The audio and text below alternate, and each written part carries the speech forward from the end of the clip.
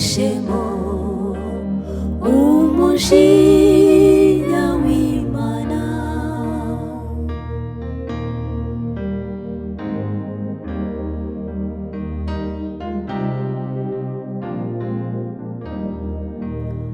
Ibyo twakora byose n'umwete wacu wose n'agahinda gasaze n'amarira adashira, byose ntibyashobora kudukuraho ibyaha.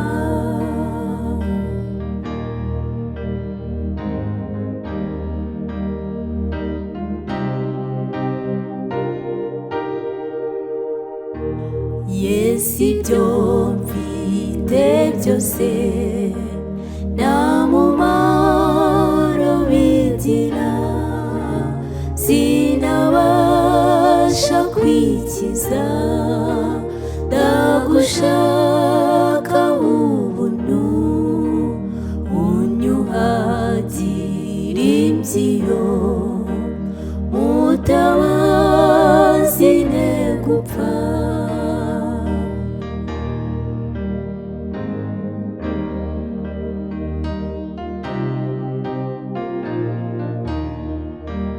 Nuko nkiri muzima Mwami ngugireho,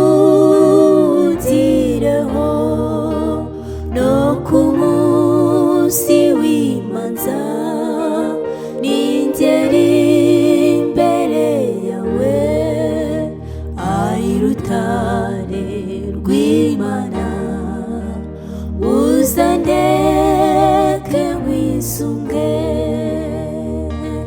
Nuko nkiri muzima Mwami ngugireho,